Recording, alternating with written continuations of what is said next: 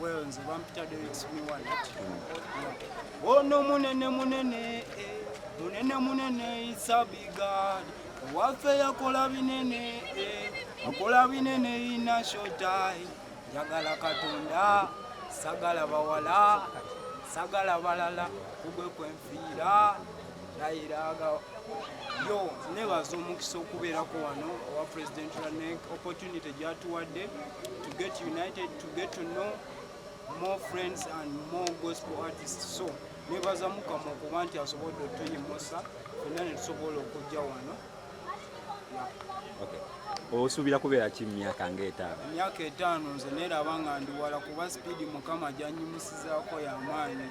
Nsuubira okukwata vidiyo ez'amaanyi, nsuubira n'okukola ebivvu concerts ya. Weegomba ani mu gospel industry? Yeah, in our country. Yeah.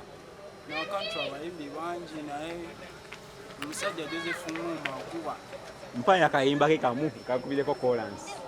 Kayimba ka gwe byonna mu byonna oyina byonna ensi bye yeetaaga. Kayimba kamaanyi nnyo ekyo.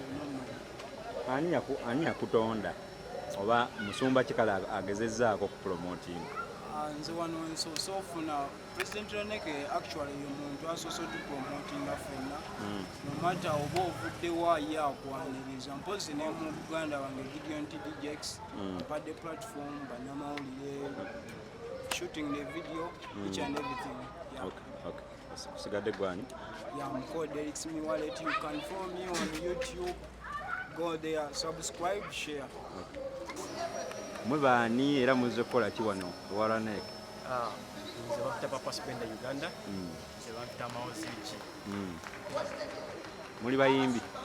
Yes, sir. Nze ndi artist ono dancer. Okay. Nyimba mmeka zende temulina lubamu? Sijenga tulina album, but nili nyimba 3. Nyimba nya. Yeah, Papa Spenda nyimba nya. Muyimbira ku church? Church. Nsabira kuba tuyimbira mu churches man. Okay, musabira ku church. Nsabira ku church, but tusabira mu church zanjawulo. Nsabira ku church kita Passion Christian Assembly where I from Nasana. Okay. Yeah. Musumba ki? Bamita Musumba Kasada Emmanuel. Nsabira ku Grace Life Ministries Church Nasana. Nsombi wa Musumba Pastor Zirimenya Moses. Okay, luyimba ki lwali okubye nawe n'owulyamba okubye? Nakubiza. Oluyimba luyita vuvu. Vudas. Tukubire mwaka pere. Bagamba nti kale vudas. Tan vudas. It's a song. It's a rhythm whereby it's a one drop song. Say, but the one that I can give you is this. It's called Imbaka. Say, bagamba wagogo wakoma. Anyagamba nga tulina mukama. Say, talisuka yagenda mukoma. Abasawo balebu atubikase mukama. Yeah man. Okay. Ngoyimba nga Exodus. Agawafuta ngatwala. Tomwegomba muyiye wadde talina byakola. That guy inspires me. Or guy yankolera kyeso okuga. Atele Vixen. Bonna bankolera kubagi. Bamanya wagayi mwana. Kati gwe oli dancer. Dancer akwatagana ne bundi ne gospel. Ne gospel. Dancer akwataganya by the way tulina kye bayita campaign. Tuli mu kuzimba kati mu gospel music. Abadancers balina okumanya nti it's not all about tekiri nti kuzina buzinyi but tulina kintu tulina okuzuukusa nti tulina okubanga wozina abantu bozinira abakwatibwako bane balokoka. So kati kino kyuka nti tulina okubanga tubaako kye tukola mu industry si kuzina buzinyi. Mwera mutya myaka ng'etaano maaso. Wala kati tuli bwe tuti kati within kyensogamba nti within few months anga President Lanek atandise like to promote us. Tuli wala luli twali bali batushatinza nnyo nga tuli mabegeeyo waga wakati nga obitegeera mamu buli obukokola.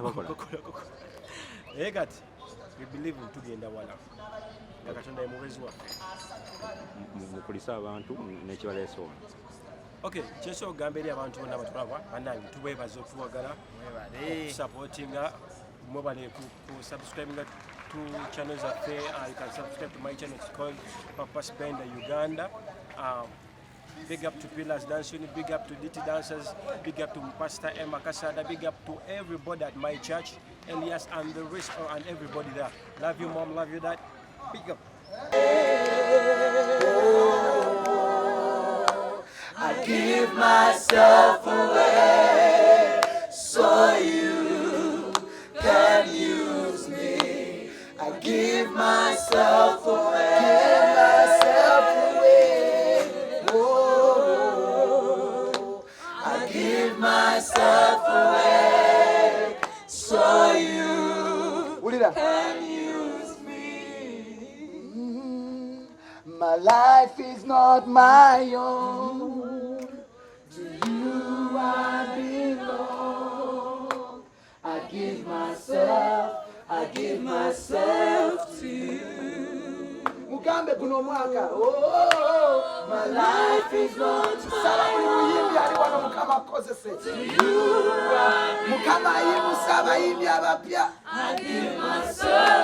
I give myself to you.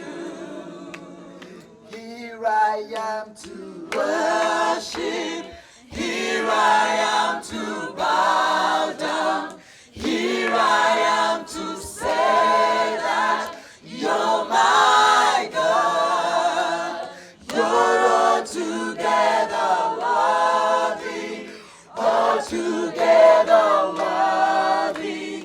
Altogether wonderful to me. Mubigambo byotandika omusiza baako byogamba Mukama Katonda ayimusa abayimbi abapya wano wagenda kuvaawo basitari wano wagenda kuvaawo ba great worship Katonda ayimusa emirimu do not fear. Tell him TBK